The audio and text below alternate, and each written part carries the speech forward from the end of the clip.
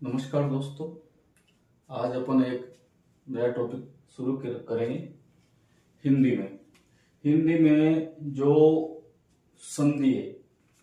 संधि ये हर एक जितने भी एग्जाम है और जिसमें भी आपकी हिंदी आती है तो उसमें आपको ये संधि देखने को मिलेगी, चाहे वो बीएसटीसी का एग्जाम हो, चाहे वो एलडीसी का एग्जाम हो, चाहे वो रीट या फिर third grade, second grade, first grade, सभी परीक्षाओं में आपको हिंदी देखने को मिलेगी और हिंदी में आपको संधि। तो संधि एक महत्वपूर्ण टॉपिक माना जाता है। कोई भी परीक्षा हो तो उसमें लगभग 3 से 5 क्वेश्चन आपको देखने को मिलते हैं। तो अपन अच्छी तरीके से संधि के बारे में जानकारी प्राप्त करेंगे विस्तृत रूप से। तो आप हमारे साथ हमारे चैनल के साथ बने रहिए। हमारा जो चैनल है हिंदी जीके पाठशाला, उसको सब्सक्राइब जरूर करके रखें। तो आज अपन संधि के बारे में जानकारी प्राप्त करेंगे। देखते हैं संधि। सबसे पहला क्वेश्चन तो यही होता है कि संधि होता क्या है, यानी संधि का अर्थ क्या होता है। तो जो संधि है, संधि का जो शाब्दिक अर्थ होता है वो मेल, मिलाप या जोड़ना है। यानी जो दो अलग अलग चीजें हैं उनको एक साथ लाना ही क्या होता है, मेल, मिलाप या जोड़ना। अर्थात संधि का शाब्दिक अर्थ होता है मेल, मिलाप या जोड़ना, यानी दो चीजों को जोड़ना। संधि किन में होती है, जब दो अलग अलग चीजें होती है, जब उनको मिला दिया जाता है तो संधि होती है। जैसे मान लो दो राजा महाराजा हैं, जब उनमें दुश्मनी तो अलग अलग है, लेकिन जब एक होंगे तो उनमें क्या हो जाती है, संधि। तो कहने का मतलब है दो चीजों को जोड़ना, सीधी सी बात है। तो संधि का शाब्दिक अर्थ हुआ मेल, मिलाप या जोड़ना। ठीक है, अपन अब इसकी परिभाषा देखते हैं। संधि की परिभाषा होती क्या है, तो दो वर्णों के परस्पर मेल से, जब दो वर्ण आपस में मिलते हैं और उनके मिलने से जो विकार उत्पन्न होता है, क्या उत्पन्न होता है, विकार।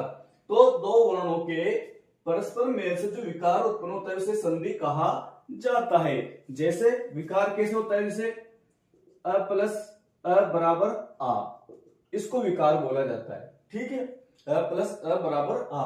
तो दो वर्णों के परस्पर मेल से जो उत्पन्न विकार है उसको ही संधि कहते हैं। एक और परिभाषा देखते हैं, दो वर्णों के आपसी मेल को भी संधि कहते हैं। तो ध्यान रखना। अगला क्वेश्चन, इंपोर्टेंट क्वेश्चन यहां से बनता है कि संधि के मुख्य भेद कितने होते हैं। मुख्य रूप से संधि कितने भेद होते हैं, ध्यान देना। मुख्य रूप से संधि के कितने भेद, तो संधि के मुख्य रूप से 3 भेद होते हैं। इंपोर्टेंट क्वेश्चन है, सीधा सीधा पूछ सकता है कि संधि के मुख्य रूप से कितने भेद होते हैं। 3 भेद होते हैं, स्वर संधि, व्यंजन संधि, विसर्ग संधि। जो स्वर संधि है इसमें स्वर के बारे में बात की जाती है, यानी इसमें स्वर और स्वर का मेल होता है। ठीक है, व्यंजन संधि, व्यंजन संधि में व्यंजनों का मेल होता है। ठीक है, विसर्ग संधि, इसमें आपको विसर्ग से संबंधित शब्द देखने को मिलेंगे। अर्थात जैसे बहुत सारे शब्द है, मनोज, मनदंज, यशोदा, यशोदंदा। तो जो विसर्ग वाले शब्द होंगे विसर्ग संधि के अंतर्गत आएंगे। जहां व्यंजनों की बात की जाएगी वो व्यंजन संधि में आएंगे, और जहां स्वर की बात होगी वो स्वर संधि में आएंगे। तो संधि के मुख्य रूप से 3 भेद होते हैं, स्वर संधि, व्यंजन संधि और विसर्ग संधि। ठीक है, अब आपकी जो स्वर संधि है, स्वर संधि में सीधी सी बात है, स्वरों का मेल होगा। स्वर संधि में किसका मेल होगा, स्वरों का। नाम से पता लग रहा है स्वर संधि। किनकी संधि होगी, स्वरों की। किनकी, स्वरों की। इसकी परिभाषा देखते हैं कि दो स्वरों के परस्पर, परस्पर यानी आपसी, आपसी यानी दो स्वरों के परस्पर मेल से जो उत्पन्न विकार है उसे क्या कहा जाता है, स्वर संधि। यानी जब दो स्वर आपस में मिलेंगे और मिलने से जो विकार उत्पन्न होगा उसे ही स्वर संधि कहा जाता है। अब अगला क्वेश्चन बनता है, यह भी महत्वपूर्ण क्वेश्चन है कि स्वर संधि के भेद कितने होते हैं। जो स्वर संधि है वो मुख्य रूप से 5 प्रकार की होती है, या 5 भेद होते हैं। सीधा सा क्वेश्चन पूछा जा सकता है कि स्वर संधि के कितने भेद होते हैं, तो स्वर संधि के आपके 5 भेद होते हैं। अब वो स्वर संधि कौन कौन से 5 भेद होते हैं उनके बारे में अपन जानकारी प्राप्त करते हैं। पहला होता है दीर्घ स्वर संधि। इसमें तो अपन संधि के भेद पढ़ रहे थे। पहली संधि स्वर संधि। स्वर संधि का जो पहला भेद है दीर्घ स्वर संधि। दीर्घ स्वर संधि क्या होती है, आइए इसके बारे में जानकारी प्राप्त करते हैं कि जब एक ही स्वर, ध्यान देना, एक ही स्वर के दो रूप यानी समान स्वर के दो रूप, हिरिशु, हिरिशु यानी छोटा, हिरिशु यानी छोटा रूप, छोटा रूप कैसा, अ ई उ, और दीर्घ, दीर्घ यानी बड़ा रूप, दीर्घ यानी बड़ा रूप, आ ई उ, ध्यान देना, छोटा रूप अ ई उ और बड़ा रूप आ ई उ एक दूसरे के बाद आए तो दोनों मिलकर क्या हो जाएंगे, दीर्घ हो जाएंगे, बड़े हो जाएंगे। ध्यान देना, ऋषु स्वर और दीर्घ स्वर जब दोनों एक दूसरे के बाद आए तो दोनों ही मिलकर बड़े हो जाएंगे। अगर छोटा छोटा आ रहा है तब भी बड़ा हो जाएगा, अगर बड़ा छोटा आ रहा है तब भी बड़ा हो जाएगा, और बड़ा बड़ा आएगा तब भी वो बड़ा हो जाएगा। यानी ह्रस्व और दीर्घ एक दूसरे के बाद आए तो दीर्घ हो जाते, यानी ये रूप बनेगा। ध्यान देना, जैसे मान लो अ प्लस आ बराबर, तब भी क्या होगा ये आ, और अ प्लस बराबर अ आया तब भी क्या होगा ये आ। ठीक है, देखते हैं अपन, जैसे उदाहरण अ प्लस अ बराबर आ, ये रूप बनेगा, आ प्लस आ बराबर आ बनेगा, आ प्लस आ बनेगा, अ प्लस बराबर आ बनेगा। तो ये वाला रूप अपन को देखने को मिलेगा। जहां ये रूप देखने को मिलेगा वहां पर दीर्घ स्वर संधि होगी। अपन इससे कुछ उदाहरण देखते हैं। दिवस प्लस अंत, दिवस प्लस अंत, दिवस प्लस अंत में जो दिवस शब्द है इसका जो अंतिम स्वर है वह क्या है, अ, और जो अंत शब्द है इसका जो प्रथम स्वर है वो क्या है, अ। तो यहां पर अपन ने पढ़ा था कि ईश और दीर्घ एक दूसरे के बाद आए तो दोनों मिलकर क्या हो जाएंगे, दीर्घ। तो दोनों अ प्लस अ बराबर क्या हो जाएगा, आ हो जाएगा। दिवस प्लस अंत दिवसांत हो जाएगा, ये दिवसा आ। ध्यान देना, सर और सर, इस स्वर का अर्थ तो है इसमें क्या है, इस स्वर का अर्थ इसमें क्या है, अ का स्वर है, और जो ये हलंत लगा हुआ है इसका अर्थ है इसमें अ का स्वर नहीं है। ध्यान देना, जहां व्यंजन के नीचे हलंत लगा रहता है इसका अर्थ ये होता है कि इस व्यंजन में अ का स्वर नहीं है। तो यहाँ पर हलंत नहीं है तो इसका मतलब यहाँ क्या है, इसमें अ का स्वर है। अगला उदाहरण देखते हैं, निशा प्लस अंत, निशा, निशा आ का स्वर निकल रहा है और इसमें अ का स्वर निकल रहा है तो क्या हो जाएगा, भी दीर्घ आ हो जाएगा। निशा प्लस अंत आ तो निशांत, ये आ का स्वर आ रहा है। उसी तरह भय प्लस आकुल क्या हो जाएगा, व्याकुल। वार्तालाप, वार्तालाप, वार्ता प्लस आलाप, इसमें आ प्लस आ बराबर आ हो जाएगा, वार्तालाप। ठीक है, इसी प्रकार अनाथालय, अनाथ प्लस आल्य, ठीक है, अ प्लस आ बराबर आ। रेखांश, रेखा प्लस अंश, रेखा प्लस आ का स्वर आ रहा है और यहाँ पर अ का स्वर आ रहा है तो दोनों मिलकर क्या हो जाएंगे, आ। तो रेखांश, रेखा प्लस हंस। सूर्यास्त, सूर्य प्लस अस्त, अ प्लस अ बराबर आ। जैसे अब यहां का अ, यहां का अ, दोनों मिलकर क्या हो गए, दीर्घ हो गए। उसी प्रकार ई का नियम भी लागू होता है। छोटी ई बड़ी हो जाएगी, ठीक है, बड़ी बड़ी बड़ी हो जाएगी, बड़ी छोटी बड़ी हो जाएगी, छोटी बड़ी तो बड़ी हो जाएगी। तो ये नियम है। तो इसको उदाहरण देखते हैं कि रवि प्लस इंद्र, रवि प्लस इंद्र, रवि में भी छोटी ई की मात्रा है और इंद्र में भी छोटी ई की मात्रा है, दोनों मिलकर क्या हो जाएंगे, दीर्घ हो जाएंगे। तो रवि प्लस इंद्र क्या हो जाएगा, रविंद्र।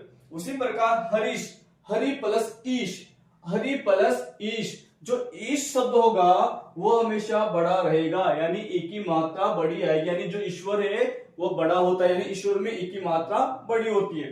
तो हरि में ई की मात्रा छोटी और ईश में ई की मात्रा बड़ी, दोनों मिलकर दीर्घ हो जाएंगे। हरि प्लस ईश, ये बड़ी ई की मात्रा क्या हो जाएगा, हरीश। उसी प्रकार रजनी प्लस ईश, रजनी में भी ई की मात्रा बड़ी है, फिर देख लो, और ईश में भी ई की मात्रा बड़ी है, दोनों मिलकर क्या हो जाएंगे, बड़ी ई, यानी रजनी प्लस ईश क्या हो जाएगा, रजनीश। उसी प्रकार अगला उदाहरण है महेंद्र, महेंद्र, मही प्लस इंद्र, तो मही में ई की मात्रा बड़ी और इंद्र में छोटी, तो ये भी दोनों मिलकर क्या हो जाएंगे, बड़े, ये बड़ी ई की मात्रा महेंद्र।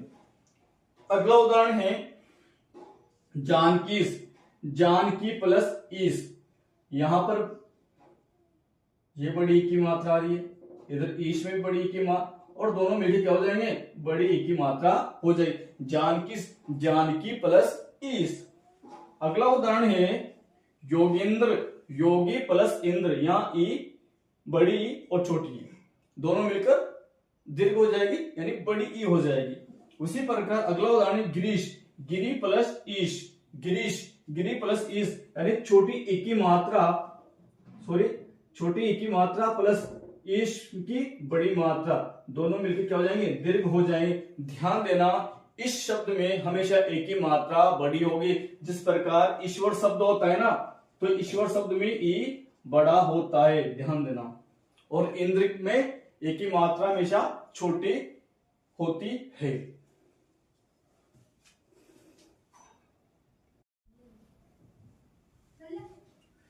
तो अपन ने दीर्घ स्वर संधि में अ वाला नियम पूरा पढ़ लिया था, ई का भी पूरा नियम पढ़ लिया। अब तीसरा नियम है अपने ऊ का, थर्ड नियम है ऊ वाला, यानी ऊ में कैसे रूप बनते हैं, यानी छोटा ऊ प्लस छोटा ऊ बराबर बड़ा, बड़े बड़े ऊ भी बड़ा, बड़ा ऊ प्लस छोटा ऊ बराबर बड़ा। सीधी सी बात, दीर्घ बन रहा है, छोटा ऊ प्लस बड़ा ऊ बराबर बड़ा ऊ। अगर ठीक है, अपन इसको उदाहरण देखते हैं, लघु प्लस उत्तर, लघु प्लस उत्तर, यानी यहां भी ऊ की मात्रा छोटी, मतलब छोटा ऊ, सॉरी यहां भी छोटा ऊ, दोनों मिलकर क्या हो जाएंगे, बड़ा ऊ। ये देखो लघु प्लस उत्तर क्या हो जाएगा, लघु उत्तर, ये वाला रूप निकल कर आ रहा है। इधर देखेंगे अगला उदाहरण लघु प्लस उर्मी, लघु प्लस उर्मी, लघु में भी छोटा ऊ है, ठीक है। उर्मी, उर्मी शब्द में हमेशा ध्यान रखना बड़े ही ऊ का प्रयोग होता है, तो यहाँ क्या है, ये बड़ा ऊ, और ये दोनों ही मिलके बड़ा ऊ बनेंगे। तो ये देख लो यहाँ पर। अगला शब्द है वधु प्लस उत्सव, जो वधु शब्द है इसमें जो ऊ की मात्रा है वो क्या है, वह बड़ी है, यहाँ पर छोटा ऊ है बराबर, ये भी क्या हो जाएगा, बड़ा ऊ। वधु प्लस उत्सव, वधु उत्सव, ध्यान देना, वधु प्लस उत्सव क्या हो गया, वधु उत्सव। अगला उदाहरण है सरयू प्लस उर्मी, ध्यान देना, सरयू प्लस उर्मी, तो यहां पर ये बड़ा वाला ऊ है, यानी अंतिम स्वर क्या निकल रहा है, ऊ का, और ऊ भी कैसा, बड़ा। जो दूसरा शब्द है उसका जो प्रथम स्वर है ऊ, और ऊ भी कौन सा, बड़ा वाला। उर्मी शब्द में हमेशा ऊ बड़ा ही रहेगा, ध्यान रखना। तो दोनों ही मिलके क्या हो जाएंगे, दीर्घ ऊ का रूप बन जाएगा, ध्यान देना। तो सरयू प्लस उर्मी क्या हो जाएगा, सरयू उर्मी। अगला शब्द है भानु प्लस उदय, भानु प्लस उदय, भानु में नु में छोटा ऊ है, और इधर भी क्या है, छोटा ऊ है, दोनों मिलके क्या हो जाएंगे, दीर्घ ऊ, ठीक है। भानु प्लस उदय क्या हो जाएगा, भानुदय। उसी प्रकार अगला उदाहरण है साधु प्लस ऊर्जा, साधु शब्द में जो ऊ है वो छोटा ऊ है, ऊर्जा शब्द, हमेशा ऊर्जा शब्द में आपने देखा होगा कि ऊ बड़ा ही आता है, तो यहाँ पर ऊ ये रहा, ये बड़ा ऊ है, और दोनों ही मिलके क्या होंगे, बड़े ऊ में बदल जाएंगे, ये वाला रूप बनेगा, साधु प्लस ऊर्जा, साधु ऊर्जा हो जाएगा। तो अपन ने सामान्य तौर पर संधि के बारे में जानकारी प्राप्त की। मुख्य रूप संधि कितने प्रकार के होते, 3 भेद होते हैं, स्वर संधि, व्यंजन संधि, विसर्ग संधि। फिर उसके अंतर्गत अपन ने स्वर संधि के बारे में पढ़ा। स्वर संधि के मुख्य रूप से 5 भेद होते हैं। 5 भेद में अपन ने जो पहला भेद है दीर्घ स्वर संधि, उसके बारे में संपूर्ण रूप से जानकारी प्राप्त की। आप इस क्लास को बार बार अगर अभ्यास करोगे, देखोगे, तो आपके संधि आराम से सही हो जाएगी, आपके एक भी क्वेश्चन गलत नहीं होगा। ये जो क्लास है हिंदी वाली संधि की, ये आपकी कंटिन्यू रहेगी, इसलिए आप हमारे चैनल हिंदी जीके पाठशाला से जुड़े रहिए। धन्यवाद।